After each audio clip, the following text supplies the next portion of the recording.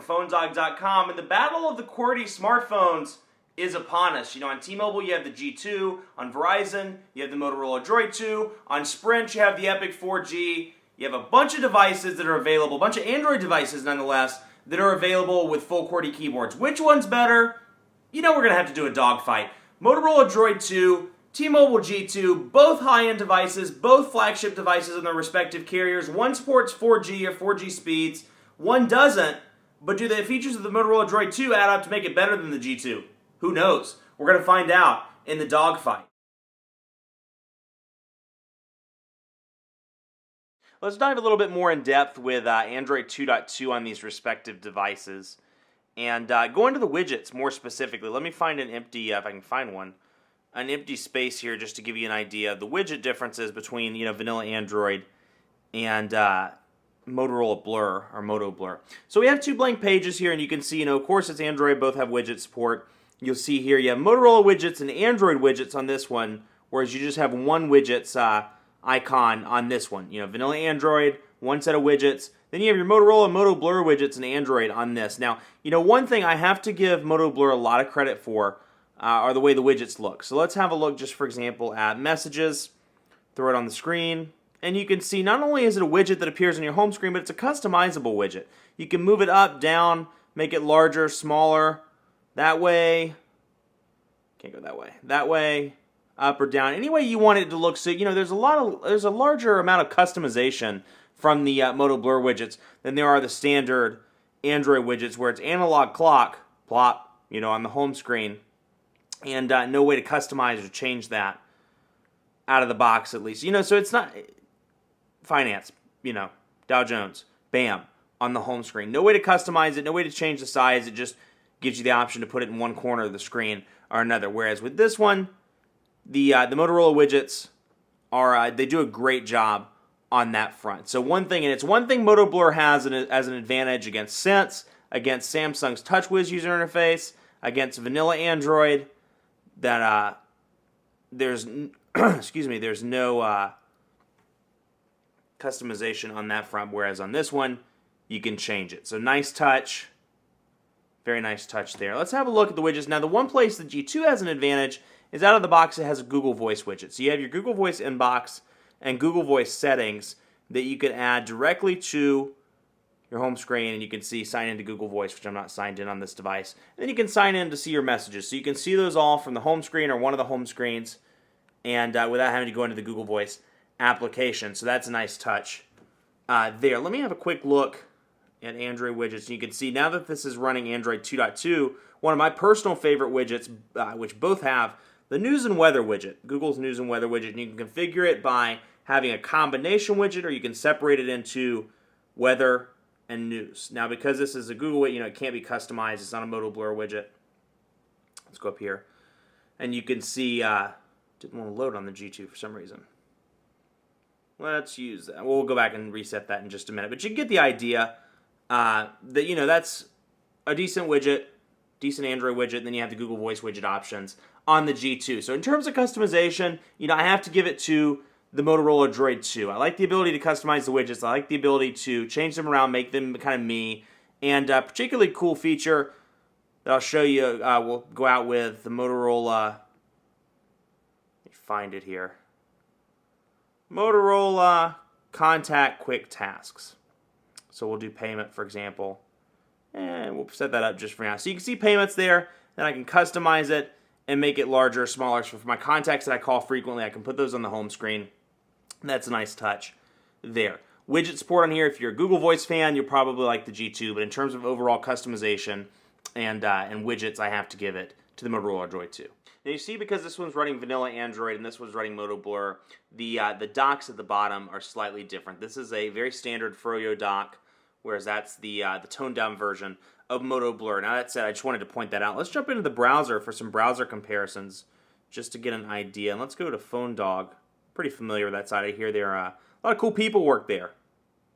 PhoneDog.com, and watch this load, and we can test, get a rough test of the speed of each device. Now you can see it's loading up on the G2 and loading up on the Droid 2 right now. So it's interesting to see, supposedly HSPA plus speeds with 3G speeds. Though I've been kind of disappointed with T-Mobile's HSPA plus speeds lately. We'll see in the speed test in a few minutes if they can make me happy. So we'll look at the Droid 2 first here, and you can see, you know, definitely some lag. Now the page is still loading, so I'll give it time here to see. But you know, there's a little bit of lag when it comes to pinch to zoom, and let's have a look at the transition effects between portrait and landscape. Moderate. I mean, it's still laggy, but it's not terrible. But again, you know, this is a high-end device running a 1 gigahertz processor, and it's a high-end device in their lineup, so this thing needs to be moving pretty quickly. And I imagine, you know, these are some minor things that they've taken into consideration with the faster processor and the Droid 2 Global. So we'll see. But let's have a look here just to see. I mean, you can see, you know, pinch to zoom is not great on this device. Or at least it would frustrate me. Now, again, you know, first-time smartphone owner, people that aren't used to it, can't frustrate you if you don't know, if you haven't seen something faster. So, and a lot of this, I've been working with Windows Phone 7 lately, and a lot of this may be the fact that I'm spoiled by the buttery smooth transition effects. But you can see that, you know, it's definitely kind of laggy on this one. A little bit of a delay on the double tap. Zoom out. You can see there. Now let's have a look at the G2. And you can see, you know, there's a little bit of lag as well. Now, granted, both of these browsers are Flash capable, and they're running Flash right now. So, you know, in the comments, I often get the comment that, oh, you know, this if it wasn't running Flash, it'd be so much better. You're right. I mean, but granted, out of the box, I'm pulling these out of the box as a consumer would see them, and as a consumer would see them, they're a bit laggy. So, you know, this one, that said, the G2 is running slightly faster, at least in unofficial testing, than the Droid X, or the Droid 2 rather. As you can see, you know, that's pinch to zoom is pretty quick and pretty responsive there, versus the Droid 2, which was pretty stuttery and kind of laggy all around. This one is seems to be moving much quicker. Transition effects, reasonable on that device. You know, again, just to recap, 800 megahertz next generation Snapdragon processor, 1 gigahertz TI OMAP processor.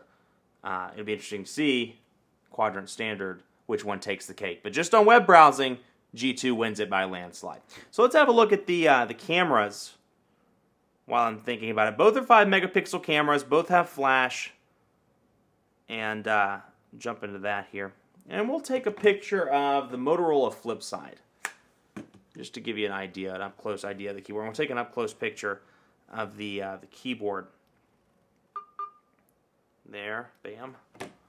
And an up-close picture of the keyboard there. So, both have autofocus, and you can see, jump into the picture here,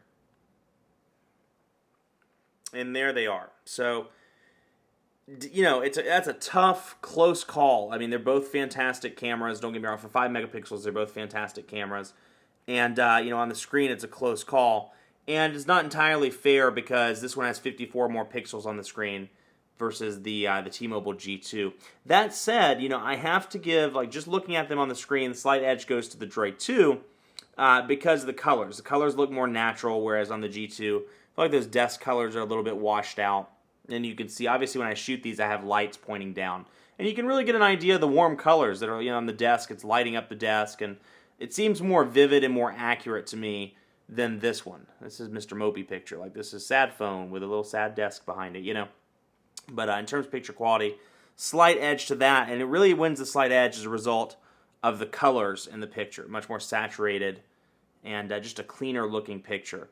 But both are great, don't get me wrong, and for 5 megapixel cameras, either one of these is fantastic, but slight edge to the Droid 2. So let's have a look at the speed test while I'm thinking, or actually quadrant standard. Let's do that while I'm thinking about it. Let's go to quadrant, and let's run these. It's speed test time. Who's going to win? Who's going to win? Run full benchmark. And we'll run those. And while that's running, let me talk a little bit about both devices. You know, I've used both of these devices in the Charlotte metro area. I use the Droid 2 in San Francisco. I use the T-Mobile G2 in the San Francisco Bay Area as well. And, you know, overall, I've been very pleased with the voice quality on both of these. One thing that I'm a big stickler on is the earpiece volume. You know, I don't know if I'm going deaf or if I've just held up too many phones up to my ear in my day. I guess that's why they call me Old Man McTweety. You know, but it's been a lot of phones that have come out lately have had low earpieces, even at the fullest volume. Not the case with either of these. I had to turn down the volume on both of these devices. So overall, from an earpiece perspective, I'm very pleased with with the volume there. Reception has been good. Both of these have been taken to their respective dead zones in the city, and both have done, very well. Actually, with both of these devices, I was able to hold a call, though the call was pretty choppy. So, that said, it's still pretty cool that we can hold the call. Data speeds have been good, given what they're capable of, for the most part. Now, I've been really frustrated with HSPA Plus speeds on the G2, as I said. But, Verizon's EVDO Revision A service has been pretty decent. Let's have a look at the benchmarks.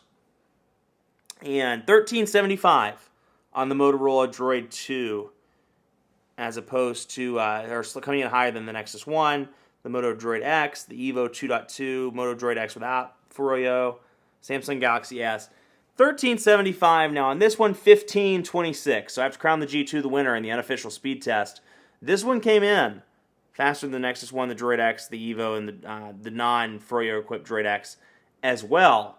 But it came in at about 200 points faster. So 1526 to 1375, G2 wins that battle. Let's have a look at the speed test. And that'll be our final speedish test to see which network wins the prize. Now, obviously, HSPA Plus capable. And HSPA Plus, at its theoretical peak, does run faster. So it'll be interesting to see. Kick these on Charlotte. Charlotte. Okay, good. And we'll begin the test. And let's see who gets it. Looks like HSPA Plus is moving relatively nicely today. 3,422 kilobits per second, as opposed to 1,093 kilobits per second on the Verizon side. Upload 1,335 kilobits per second on the G2. Upload on the Droid 2. Looks like it's going to come in at about 200. Well, 104 kilobits per second. It's a pretty dramatic difference between the two devices, and we'll do a test again just to see. But pretty dramatic difference there. And while it's doing the speed test, I'll close out. Much more coverage to come on PhoneDog.com with the T-Mobile G2, the Motorola Droid 2 on the website, so be sure to stay tuned to PhoneDog.com. You're going to ask me who the winner is. I'm going to have to say by a narrow margin, it's the T-Mobile G2. Now, both of these devices are great. If you're on Verizon, you can't switch. Stay with the Droid 2. It's a great device. If you need the keyboard, it's a fantastic unit. Or take a look at the Motorola Droid Pro, which comes out later this week, if you need a full QWERTY keyboard. But, and the T-Mobile G2 is great. If you're on T-Mobile, don't want to switch to Verizon, stay with the G2. But in terms of, comparing these, forgetting the carrier for a second, and comparing these, if I was a new customer and could go anywhere, I'd go with T-Mobile and get the G2. Wins by a narrow margin on that front, but I think you'll be happy with either one of these devices. Be sure to like us on Facebook, facebook.com/PhoneDog. We're giving away 100 iPads and a trip to the Super Bowl in 2011. You could win. Head over to the page, like us, facebook.com/PhoneDog. Enter the sweepstakes for a chance to win one of those great prizes, and be sure to follow me on Twitter, PhoneDog_Aaron. Ask me questions you have about this. You think I'm crazy. You think the Droid 2 is the best phone in the world. You think the G2 is the best phone in the world, and you think I'm the coolest person in the world because I crowned it the winner of this dogfight. Either way, let me know. PhoneDog_Aaron. Thanks for watching. Have a great day.